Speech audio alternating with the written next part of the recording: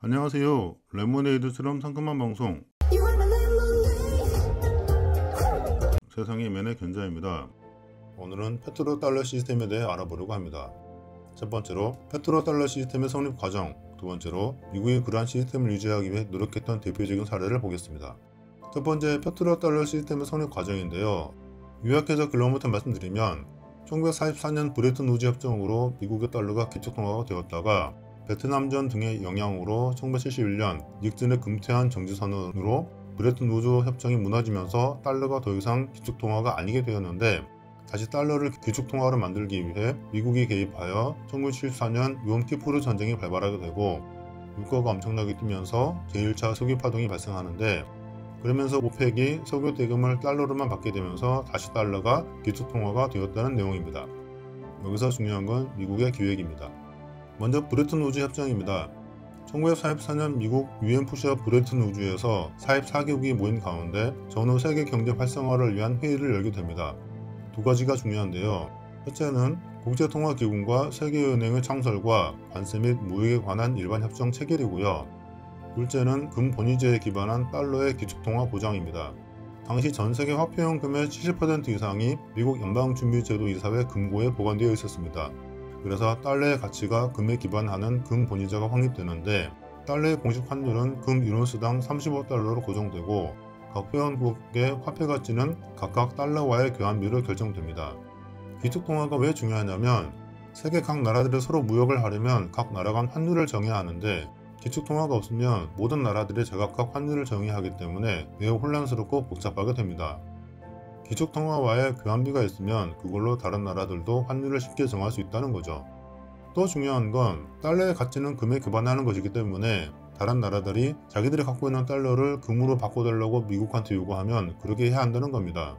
미국은 세계에서 금을 가장 많이 갖고 있는 나라였기 때문에 자신이 있었어요. 아무튼 그렇게 달러는 세계 기축통화가 됩니다.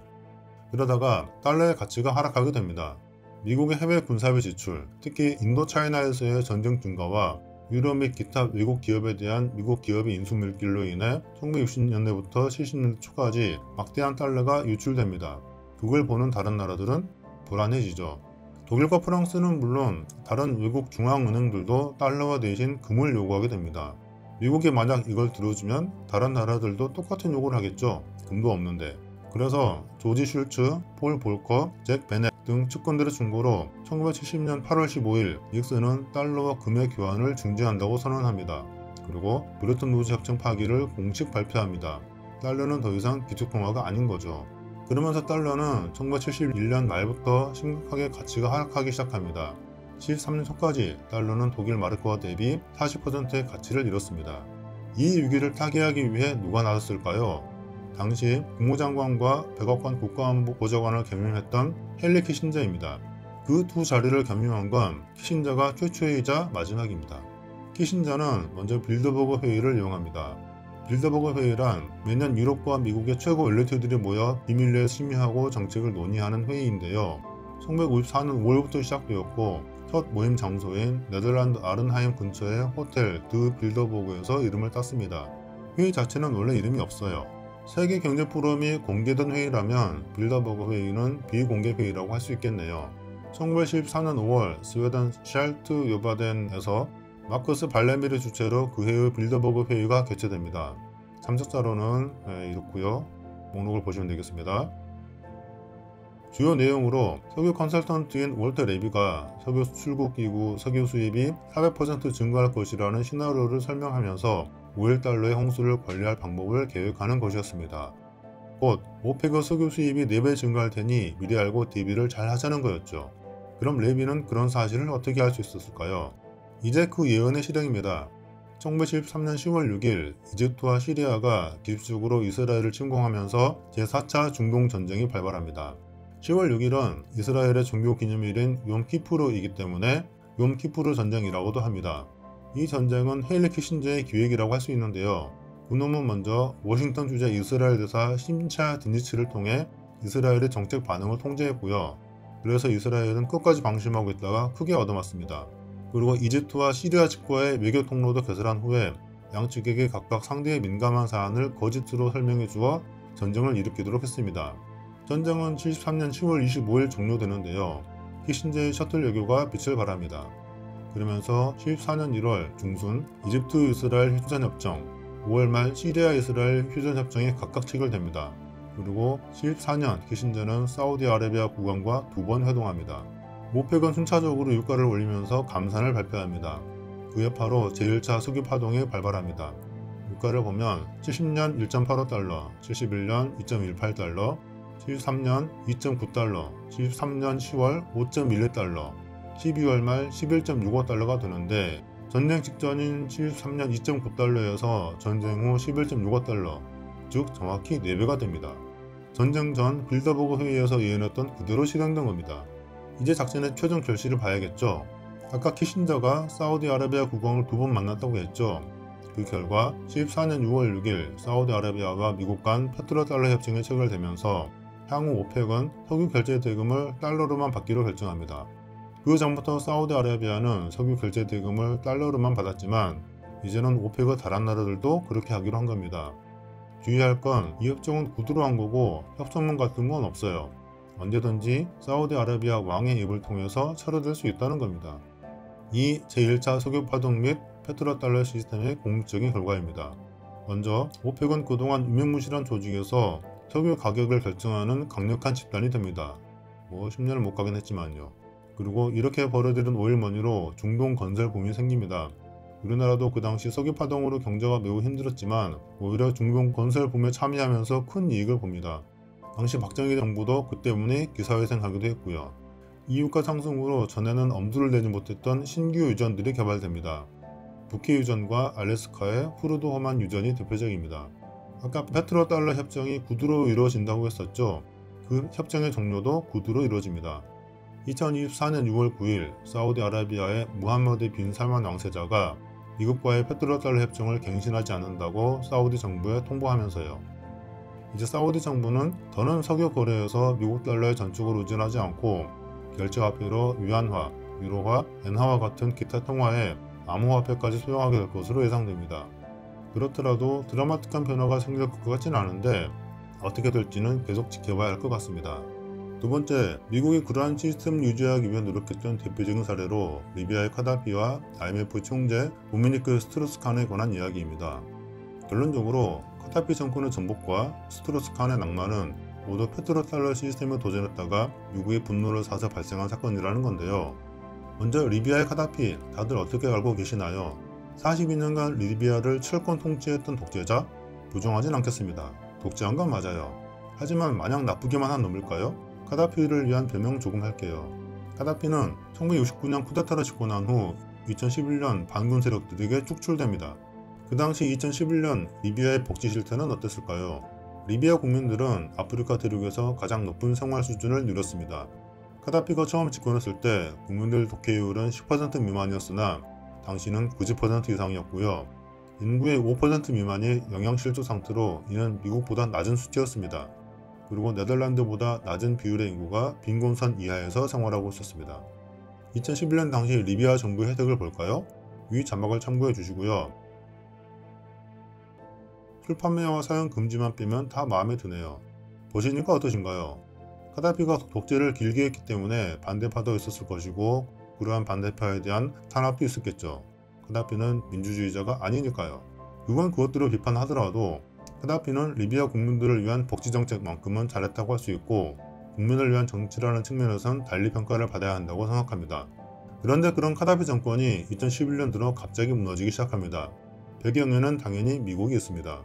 미국은 용병들을 무장시키고 리비아 토착 반군을 훈련시켜 내전으로 번지도록 지원합니다. 그리고 미국은 무바라크의 뒤를 이어 이집트의 대통령이 되려는 아랍연맹 회장 아무르 무사의 야망을 은밀히 지원하고요.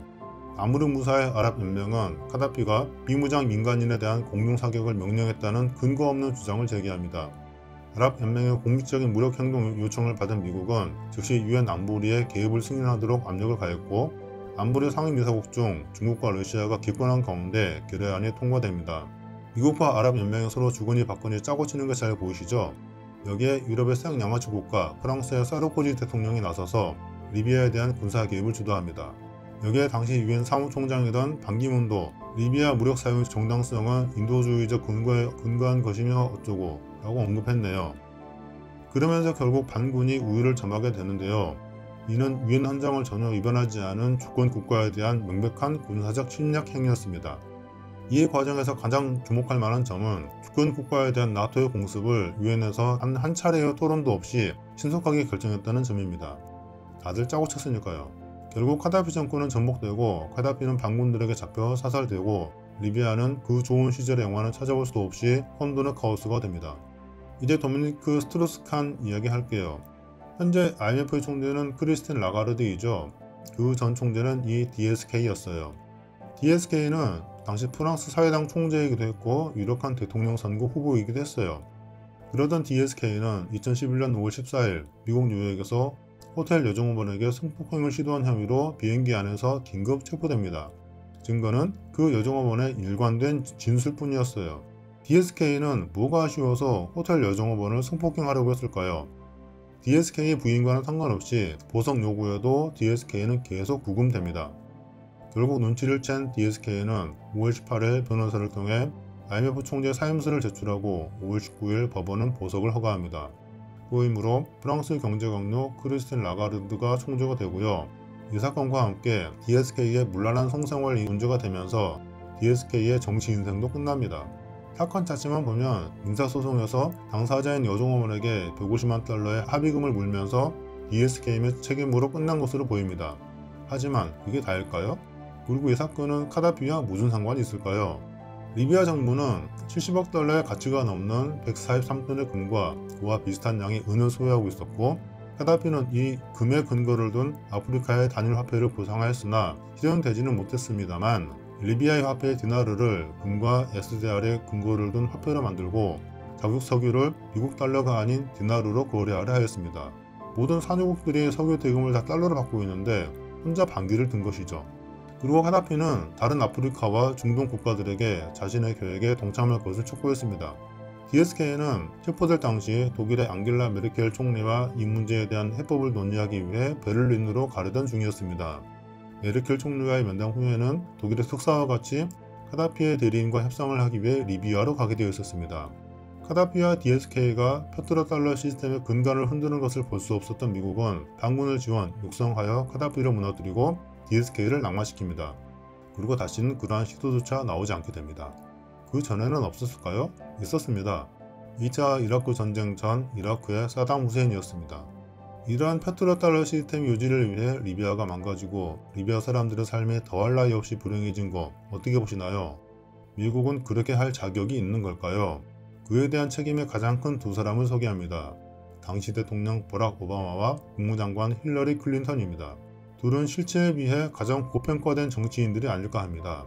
나중에 피자 게이트를 이야기하게 된다면 그때에도 꼭 둘을 언급하고 싶은데 나중 이야기이고요. 전 그 둘이 솔직하게 이야기했으면 좋겠어요. 카다피 정권의 전복은 순전히 미국의 국익을 빙자해 자신들의 살인사역을 위해서 벌인 일이고 그 일로 리비아 사람들이 불행해진 것은 전혀 관심 없다고, 이건 자기들 발톱에 때만큼도 생각하지 않는다고, 리비아 사람들에게 미안해하지 않을 테니 사죄는 필요 없고 그냥 리비아에서 인민재판을 받았으면 좋겠어요. 잘했으면 상을 받고 못했으면 벌을 받는 게 정의 아닌가요? 그렇게 세계의 정의를 부르짖는 미국의 정치 지도자들이라면 그렇게 해야 하는 거 아닌가요? 이걸로 페트로달러 시스템 이야기는 마치고요. 다음 시간은 석유전쟁 이야기를 할게요. 오늘도 재밌으셨다면 구독과 좋아요, 댓글 부탁드립니다. 지금까지 레모네이드처럼 상큼한 방송 세상의 맨의 견자였습니다. 감사합니다.